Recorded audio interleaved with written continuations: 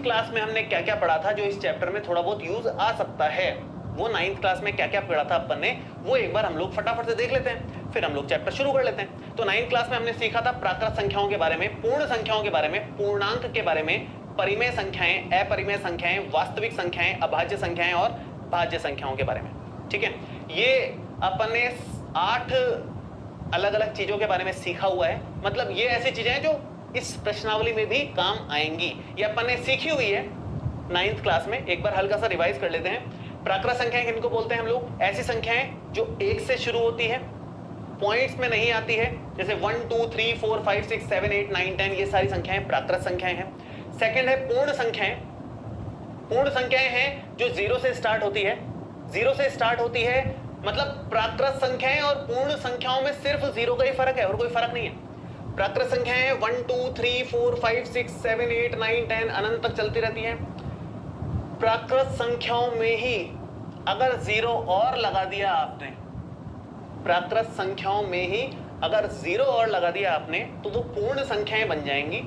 सिर्फ 0 का फर्क है और कोई फर्क नहीं है इसमें। ठीक है, इसके बाद में प्राकृत और पूर्ण संख्याओं को किससे लिखते हैं? प्राकृत संख्याओं को कैपिटल N से लिखते हैं, क्योंकि प्राकृत संख्याओं को इंग्लिश में बोलते हैं नेचुरल नंबर्स। नेचुरल नंबर्स का N यहां पर यूज आता है प्राकृत संख्याओं के लिए। दूसरा है पूर्ण संख्याएं। पूर्ण संख्याएं जिनको होल नंबर्स बोलते हैं। होल नंबर्स मतलब WHOLENUMBERS, ये होल नंबर्स है। ठीक है, इसमें W से लिखते हैं अपन होल नंबर्स को, और इसमें 0 आ गया है, ये बता ही दिया मैंने। पूर्णांक, पूर्णांक को इंग्लिश में इंटीजर बोलते हैं, इसको कैपिटल Z से लिखा जाता है। और पूर्णांक का मतलब है पूर्ण अंक। पूर्ण अंक का मतलब होता है टूटे हुए नहीं होने चाहिए। जैसे 2.5 ये पूर्ण अंक नहीं है, 3.2 ये पूर्ण अंक नहीं है। पूर्ण अंक का मतलब होता है जो टूटा हुआ नहीं हो, जैसे 0 1 2 3 4 जो पॉइंट्स में नहीं हो बेसिकली, तो वो टूटा हुआ नहीं है, पूरा पूरा अंक है वो। भले ही वो पॉजिटिव साइड में हो, भले ही वो नेगेटिव साइड में हो। 0 हो गया, 1 हो गया, 2 हो गया, 3 4 5 6 7 8 इस तरह से हो गया। ऐसे ही -1 -2 -3 -4 -5 इस तरह से माइनस में चला गया। तो ये हमारे पूर्णांक होते हैं जिनमें पॉइंट्स में संख्याएं नहीं आएंगी, पॉजिटिव भी आएंगी, नेगेटिव भी आएंगी। ये अपने को ध्यान रखनी है। तो प्राकृत संख्याएं जो प्राकृतिक रूप से हमारे पास होती है नेचर में, 1 2 3 4 5 6 7 8 जो भी चीजें होती है वो जनरली इस तरह से होती है ना, 1 है, 2 है, 3 है, 4 है, वो प्राकृतिक संख्याएं। पूर्ण संख्याएं, इसमें 0 और डाल दिया तो वो पूर्ण संख्याएं बन गई।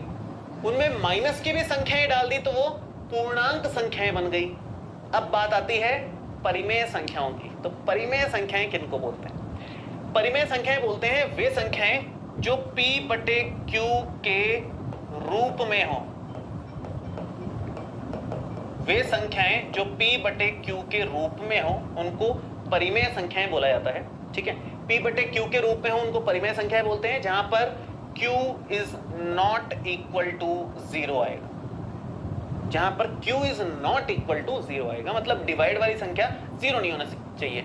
मतलब जो भी संख्या बटे में है वो सारी परिमेय संख्याएं हैं। जो भी संख्या बटे में है का मतलब ये हो गया, जैसे 3 है, 5/7 है, माइनस का 1/9 है, ये संख्याएं हैं, है ना। तो ये 3 के बटे में क्या है? 1, तो ये क्या है? परिमेय संख्या आ गई। 5 के बटे में 7 है, ये क्या है? अपनी परिमेय संख्या आ गई। माइनस का 1/9 है, ये अपनी परिमेय संख्या है। 0 अगर लिखा हुआ है तो 0 के बटे में भी 1 तो होता ही है, तो ये अपनी परिमेय संख्या हो गई। तो परिमेय संख्याएं किनको बोलते हैं? जिनके बटे में कुछ होता है। जो बटे वाली संख्याएं होती है, जो भिन्न वाली संख्याएं होती है, वो सारी पूर्ण परिमेय संख्याएं होती हैं। जैसे ये सारी संख्याएं, इनके बटे में 1 तो लगा ही सकते हो ना, तो ये परिमेय संख्याएं भी हैं। बल्कि इनके अलावा इस तरह की संख्याएं 5/7, माइनस का 1/9, ये सारी भी परिमेय संख्याएं ही हैं। मतलब जो बटे में आती हैं वो परिमेय संख्याएं हैं, मोटा मोटा ये कह सकते हो आप। ठीक है, अपरिमेय संख्याएं इनको बोलते हैं। वो संख्याएं दुनिया में जो परिमेय नहीं है, वो सारी संख्याएं अपरिमेय हैं। वो संख्याएं जो परिमेय नहीं हैं, वो सारी संख्याएं अपरिमेय संख्याएं हैं। ठीक है। तो अपरिमेय संख्याओं में आप ये लिख सकते हो कि वे संख्याएं जो परिमेय नहीं है वो अपरिमेय संख्याएं हैं। वास्तविक संख्याएं आर किसको बोलोगे? वास्तविक संख्याएं परिमेय संख्याएं और अपरिमेय संख्याओं का जो योग है, योग नहीं कहना चाहिए बल्कि परिमेय संख्याएं कॉमा अपरिमेय संख्याएं, ये मिला करके वास्तविक संख्याएं कहलाती हैं। जो हमारा ये चैप्टर है ना, चैप्टर क्या है? वास्तविक संख्याएं। तो वास्तविक संख्याएं किन संख्याओं को बोलते हैं? वे संख्याएं जो परिमेय हैं और वे संख्याएं जो अपरिमेय हैं, उन सबको मिक्स कर दो, वो वास्तविक संख्याएं हो जाएंगी। तो वास्तविक संख्याओं में परिमेय और अपरिमेय दोनों तरह की संख्याएं आती हैं। तो आप जितनी संख्याएं आज तक जानते हो ना, वो सारी वास्तविक संख्याएं ही हैं। इसके अलावा आप कोई संख्या जानते ही नहीं हो। जो जानते हो वो सारी वास्तविक संख्या है। वास्तविक संख्याओं के अलावा भी संख्याएं होती हैं जिनको हम लोग काल्पनिक संख्याएं बोलते हैं। वो आपके 10th क्लास में नहीं है, वो आपके 11th 12th क्लासेस में आएंगी आगे। अभी नहीं है, अभी उसकी टेंशन नहीं लेनी है अपने को, ठीक है। अब बात करते हैं अभाज्य संख्याओं की। तो अभाज्य संख्याएं किनको बोलते हैं? अभाज्य संख्याएं बोलते हैं वे संख्याएं जो किसी भी संख्या से विभाजित नहीं होती है खुद के अलावा। जैसे अगर मैं बात करूं दो केवल दो से ही विभाज्य है और किसी से नहीं है। तीन किसी और से विभाज्य नहीं है। 5 अगर मैं बात करूं 17, मैं बात करूं 23, ये ऐसी संख्याएं हैं। 23 एक ऐसी संख्या है जो किसी और से विभाजित नहीं होने वाली, केवल 23 से ही विभाजित होगी या 1 से होगी। 1 से विभाजित तो सारी होती हैं, तो उसकी तो बात नहीं करनी है अपने को। बाकी किसी और से विभाजित नहीं होने वाली हैं। तो इसलिए ऐसी संख्याएं जो किसी और से विभाजित नहीं हो रही हैं, उनको हम लोग अभाज्य संख्याएं बोलते हैं। प्राइम नंबर्स बोलते हैं इंग्लिश में इनको। मैं लिख देता हूं इंग्लिश में क्या बोलते हैं इसको, प्राइम नंबर्स। काम की चीज है क्योंकि ये प्राइम नंबर्स। और एक है भाज्य संख्याएं जिनको इंग्लिश में बोलते हैं कंपोजिट नंबर। कंपोजिट नंबर ये हो जाती हैं अपनी ऐसी संख्याएं जो अभाज्य संख्याएं नहीं है। मतलब एक तो हो गई अभाज्य संख्याएं, वो संख्याएं जो किसी और से विभाजित नहीं हो रही हैं। उसके अलावा जितनी भी बची वो सारी भाज्य संख्याएं हैं। अभाज्य के अलावा अभाज्य संख्याओं, या ये कह लो कि वह संख्या जो अभाज्य नहीं है, अभाज्य नहीं है वो भाज्य है। या फिर इसको क्या लिख सकते हो, ये कह सकते हो कि वह संख्या जो 2 या 2 से ज्यादा गुणनखंडों में तोड़ी जा सकती है। जैसे 6 है, 6 के आप गुणनखंड करोगे तो 2 आ गया, फिर 3 आ गया, 3 आ गया, फिर 1 आ गया। तो 6 को आप 2 गुणा 3 लिख सकते हो। तो 6 एक ऐसी संख्या है जिसके 2 या 2 से ज्यादा गुणनखंड किए जा सकते हैं। ये एक ऐसी संख्या है, तो इसलिए 6 को हम भाज्य संख्या बोलते हैं। बस इतनी ही बात है भाज्य अभाज्य संख्याओं में। मेरे ख्याल से यहां तक आप लोगों को क्लियर हो गया होगा। किसी को कुछ डाउट है तो पूछ लो फटाफट से। भाज्य संख्या, सभाज्य संख्या, सह अभाज्य संख्याएं। हाँ, एक सह अभाज्य संख्याएं भी होती हैं। गौतम खुशवाहा ने पूछा है तो मैं बता ही देता हूं एक बार। सह अभाज्य संख्याएं किनको बोलते हैं? ध्यान से सुनिएगा सभी बच्चे कि सह अभाज्य संख्याएं क्या है। सह अभाज्य संख्याएं भी होती हैं। ये क्या होती हैं? ये आपके मेरे ख्याल से 9 तक तो नहीं थी, लेकिन अभी काम आएगी इस साल, तो इसलिए सीख लेते हैं। सीखने में क्या है अपने को, है ना। सह अभाज्य संख्याएं उनको बोलते हैं जिनके HCF 1 आए। ऐसी संख्याएं जिनमें से कुछ भी कॉमन ना आए, या कह लो कि जिनका HCF महत्तम समापवर्तक 1 आए, उनको सह अभाज्य संख्याएं बोला जाता है। जैसे एक संख्या है मान लो 15 और एक संख्या है 16। 15 और 16 दोनों की दोनों ही भाज्य संख्या है। वैसे 15 भी भाज्य संख्या है क्योंकि 3 से भाग जा रहा है, 5 से भाग जा रहा है। 16 भी भाज्य संख्या है, 2 से भाग जा रहा है, 4 से भाग जा रहा है, मतलब किसी और से भाग जा रहा है, मतलब वो भाज्य है। लेकिन 15 और 16 का जो कॉम्बिनेशन है वो सह अभाज्य संख्याएं हैं। सह अभाज्य संख्याएं हैं। क्यों है ऐसा? क्योंकि इन दोनों का जो HCF है वो 1 के इक्वल है। और HCF 1 के इक्वल क्यों है? क्योंकि इन दोनों में कुछ भी कॉमन नहीं है। फॉर एग्जाम्पल अगर आप 15 की बात करो तो 15 को आप तोड़ोगे 3 आएगा, फिर 5 आएगा, 5 आएगा, फिर 1 आएगा। ऐसे ही 16 को अगर आप तोड़ोगे तो ये 2 आएगा, फिर ये 8 आ जाएगा, फिर ये 2 आएगा, फिर ये 4 आ जाएगा, फिर ये 2 आएगा और ये 2 आ जाएगा, 2 आएगा और ये 1 आ जाएगा। ठीक है, तो यहां पर 15 अपने पास आ गया 3 गुणा 5 के बराबर, और ये 16 जो है वो हमारा है 2 की घात 4 के बराबर। ठीक है, 15 हमारा 3 गुणा 5 आ गया और 16 हमारे पास में है 2 की घात 4 के बराबर। ये दो मान अपने को दिख रहे हैं। ठीक है, 15 और 16 अगर आप ध्यान से देखो तो इनमें कुछ भी कॉमन दिख रहा है क्या? कोई भी फैक्टर ऐसा है क्या कि कॉमन आ रहा हो? 2 इसके पास नहीं है, इसके पास है। 3 और 5 इसके पास है, इसके पास नहीं है। इसका मतलब इन दोनों का HCF कितना आएगा? अगर आप थोड़ा ध्यान दो तो इन दोनों का HCF कितना आ रहा है? 1। कहने का मतलब अगर दो संख्याएं या दो से ज्यादा संख्याएं इस तरह की हैं जिनमें कुछ भी कॉमन नहीं आ रहा, मतलब जिनका HCF 1 आ रहा है, वो सह अभाज्य संख्याएं कहलाती हैं। सह अभाज्य संख्याओं को इंग्लिश में बोला जाता है को प्राइम नंबर्स। सह अभाज्य संख्याएं मतलब को प्राइम नंबर्स। लिख देता हूं मैं, को प्राइम नंबर्स। ठीक है, ये है सह अभाज्य के एग्जाम्पल। और एग्जाम्पल्स ले सकते हो, जैसे 13 और 20 ये दोनों सह अभाज्य संख्याएं हैं। 5 और 9 ये सह अभाज्य संख्याएं हैं। 17 और 19 ये सह अभाज्य संख्याएं हैं। तो ऐसी बहुत सारी सह अभाज्य संख्याएं आ सकती है जिनमें कुछ भी कॉमन नहीं आएगा, जिनका HCF 1 आएगा, वो सारी सह अभाज्य संख्याएं हैं। ठीक है, क्लियर है बच्चों की नहीं? बताओ। वो कंटिन्यू ही है। सबसे छोटी अभाज्य संख्या होती है बेटा 2। प्रियांशु, सबसे छोटी जो अभाज्य संख्या है ना वो 2 होती है। ये सबसे छोटी अभाज्य संख्या है। चलिए आगे बढ़ते हैं हम लोग। अपना जो मेन मुद्दा था अब उस पे आ जाते हैं। 9th में जो जो चीजें काम की थी वो हमने थोड़ा बहुत रिवाइज कर ली, मोटी मोटी जितनी काम आएगी उतनी रिवाइज कर ली। बाकी और जहां काम आएगी, जैसे परिमेय संख्याओं का आगे और यूज आएगा तो मैं आगे और बताऊंगा आपको। ये मोटा मोटा आइडिया लग गया अपने को एक बार, है ना। अब जो पहला टॉपिक था वो था अपना यूक्लिड विभाजन एल्गोरिथम। पहला टॉपिक था यूक्लिड विभाजन एल्गोरिथम। यूक्लिड विभाजन एल्गोरिथम में क्या पढ़ने वाले हैं अपन? यूक्लिड विभाजन एल्गोरिथम के साथ में एक और टॉपिक है यूक्लिड विभाजन प्रमेयिका। 2 टॉपिक्स हैं बेसिकली ये। यूक्लिड विभाजन एल्गोरिथम है और एक टॉपिक और है, वो है यूक्लिड विभाजन प्रमेयिका। ये भी एक टॉपिक है, इसके साथ में ही है वो। 1.1 प्रश्नावली में ही आएगा वो। तो यूक्लिड विभाजन एल्गोरिथम और प्रमेयिका, भाई एल्गोरिथम और प्रमेयिका 2 अलग अलग शब्द नए आपको सुनने को मिले हैं। प्रमेय आपने सुना है, प्रमेयिका तो नहीं सुना है। उसके अलावा एल्गोरिथम तो बिल्कुल नहीं सुना है। तो ये 2 नए शब्द हैं एकदम अपने लिए। इन दोनों शब्दों में क्या फर्क है पहले ये जान लेते हैं। तो सबसे पहले हम लोग बात करेंगे एल्गोरिथम और प्रमेयिका में क्या अंतर है, दोनों किसको बोला जाता है ना। तो एल्गोरिथम के लिए सुनिए ध्यान से।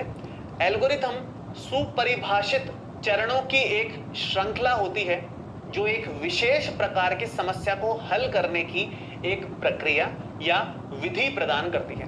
ठीक है, एल्गोरिथम क्या है? सुपरिभाषित चरणों की एक श्रृंखला होती है जो एक विशेष प्रकार की समस्या को हल करने की एक प्रक्रिया या विधि प्रदान करती है।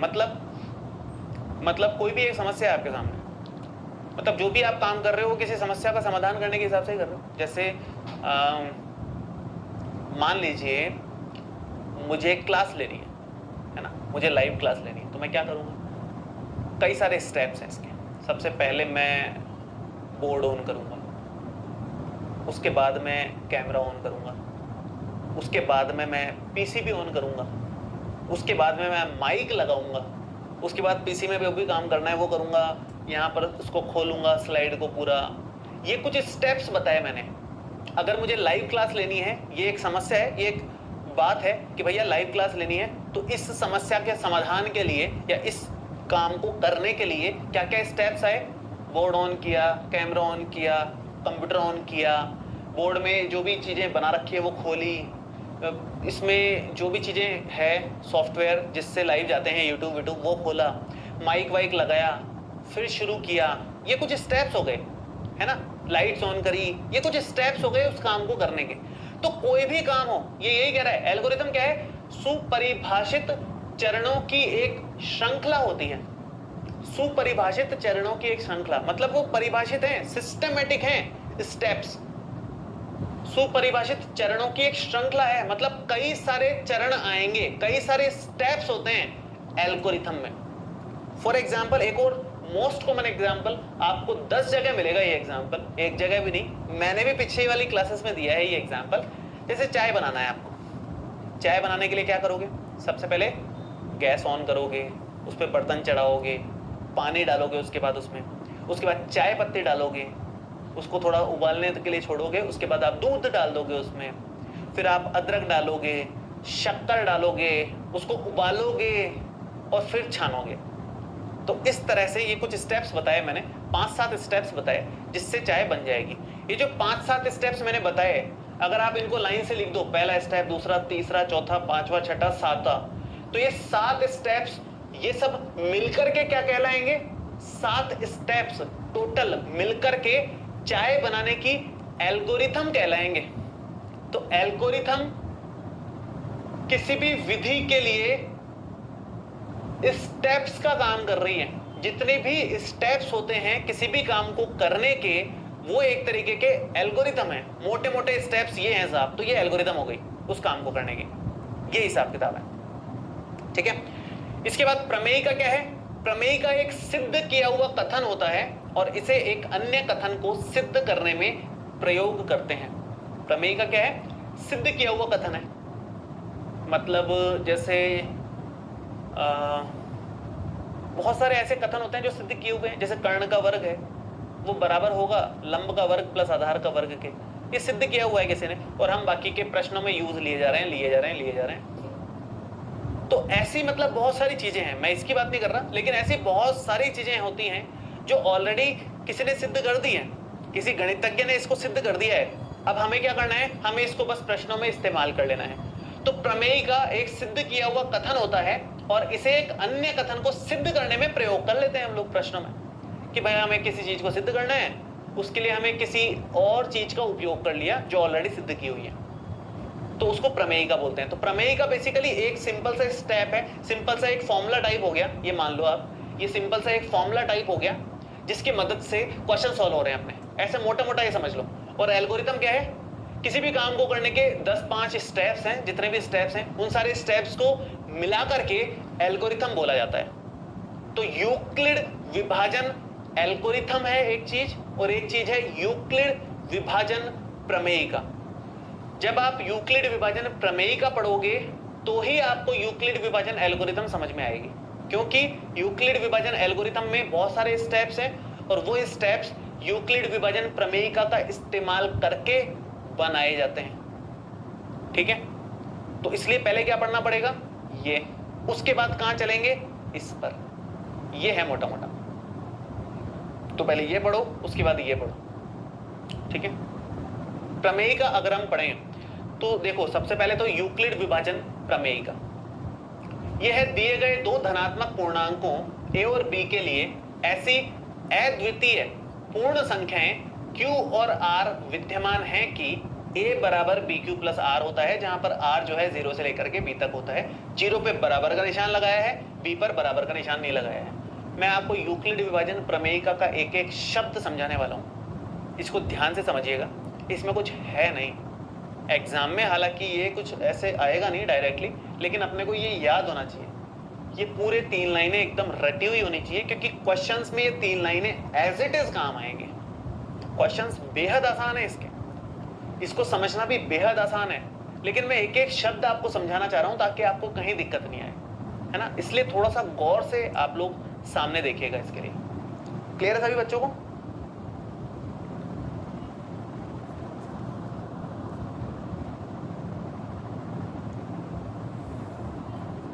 चलिए करें अपन, बढ़े आगे। देखिए, दिए गए दो धनात्मक पूर्णांक को, चलो मैं एक बार ऐसा करता हूं, नॉर्मली आपको समझाने की कोशिश करता हूं। जैसे मान लो अपन 17 में भाग दे रहे हैं किसका, 3 का। 17 में भाग दे रहे हो आप 3 का, 3 पंजे 15 हो जाएगा, ये शेषफल बचेगा 2, शेषफल बचा कितना 2। ये तो करते हैं बचपन से, ये तो कोई बड़ी बात है ही नहीं। एक और काम कर लेते हैं, मान लो यहां 16 है और हम लोग भाग दे रहे हैं किसका, 2 का। 2 अट्ठे 16, पूरा पूरा भाग गया और शेषफल कितना बचा 0। हो सकता है ऐसा भी, ठीक है। बताना तो मेरे को एक और खास बात है, लेकिन मैं अभी नहीं बता रहा, पहले इनको डिस्कस कर लेते हैं अपन। इसको और कैसे लिख सकते हैं अपन, देखना ध्यान से। 17 को हम लोग क्या लिख सकते हैं, 17 को हम लोग लिख सकते हैं 3 गुणा 5 प्लस 2, 3 गुणा 5 प्लस 2, ये हमारा 17 आ गया, ठीक है। 3 गुणा 5 प्लस 2, ये हमारा 17 आ गया।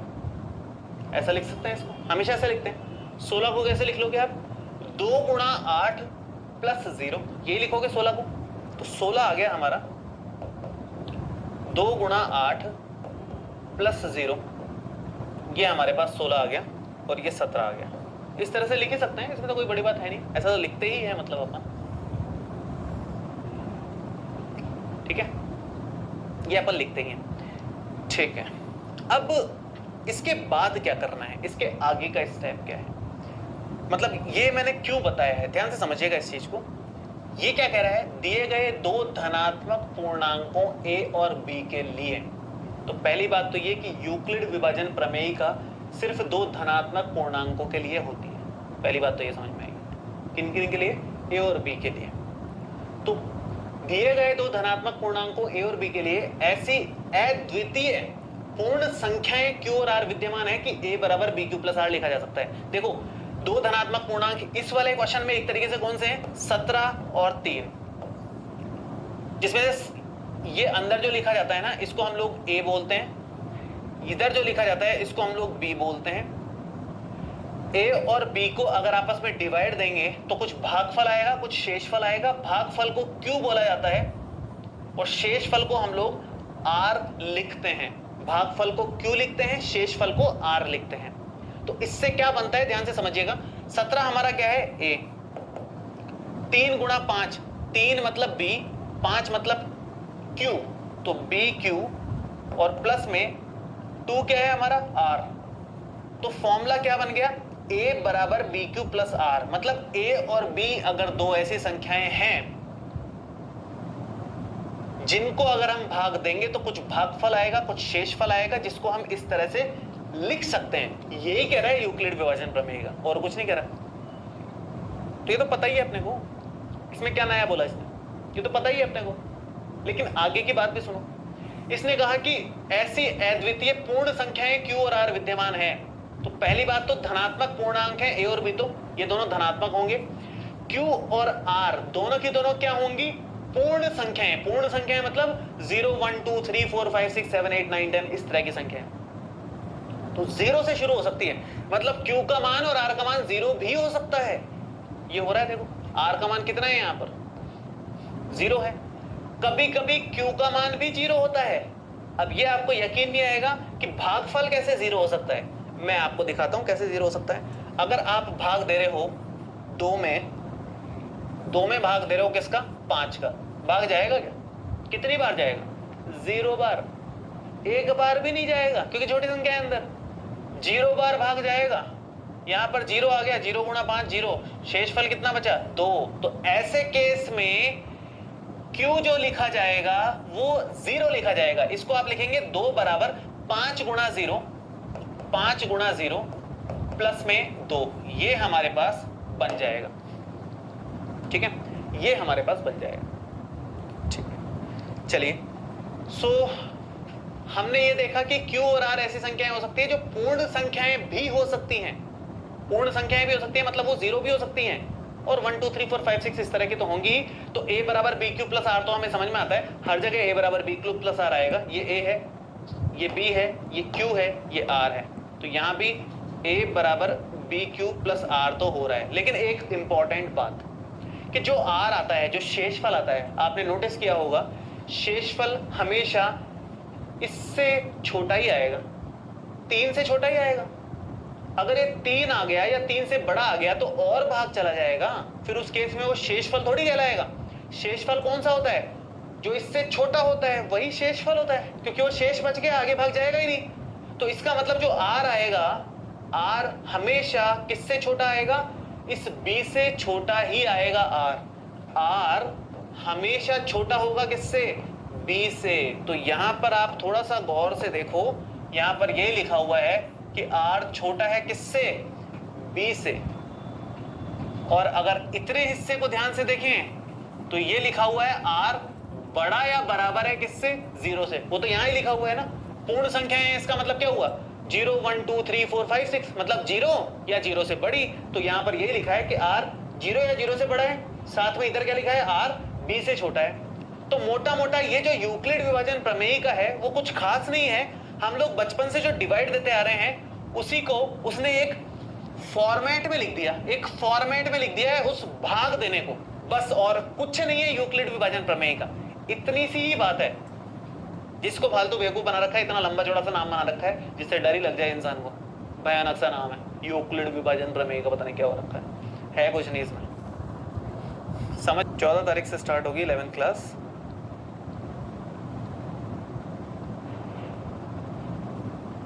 अद्वितीय कंप्लीट नंबर क्या होता है? अच्छा, अद्वितीय, हाँ, अद्वितीय पूर्ण संख्याएं। अद्वितीय का मतलब है कि जैसे ये अद्वितीय शब्द मैं बताना भूल गया आप लोगों को, इसको भी समझ लो क्या चीज है अद्वितीय का मतलब। जैसे 17 बराबर 3 गुणा 5 प्लस 2 लिखा है आपने लिखा 17 बराबर 3 गुणा 5 प्लस 2, है ना। तो ये जो 5 और 2 है ना, ये इकलौते ही आएंगे आंसर। मतलब इसको ऐसे नहीं लिख सकते कि 17 बराबर 2 गुणा नहीं 2 नहीं, सॉरी 3 तो आएगा ही, 3 गुणा 4 प्लस में 5। आप कहोगे कि 17 को तो ऐसे लिखा है, आप तो 4 ही बार भाग दो, 4 तिया 12 ही लो, शेषफल 5 हो जाएगा। ऐसा लिख सकते हैं क्या? बिल्कुल नहीं लिख सकते। अद्वितीय का मतलब यह है कि इकलौता यही आंसर बनेगा और कोई संभावना नहीं है इसकी। जैसे कोई एक समीकरण होती है x स्क्वायर बराबर 4, इसका आंसर आता है x बराबर प्लस माइनस 2, प्लस और माइनस दोनों आंसर आते हैं। तो ये अद्वितीय आंसर नहीं है, दो आंसर आ रहे हैं इसके। अद्वितीय का मतलब होता है इकलौता आंसर आना चाहिए। तो Q और R की इकलौता मान आया है, Q का मान 5 और R का मान 2। इन दो संख्याओं के लिए Q और R का और कोई मान संभव ही नहीं है।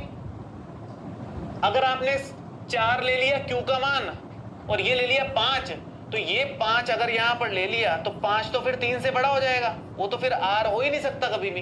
तो अद्वितीय का बस यही मतलब है कि इकलौता आंसर होता है, Q और R का इकलौते आंसर आते हैं।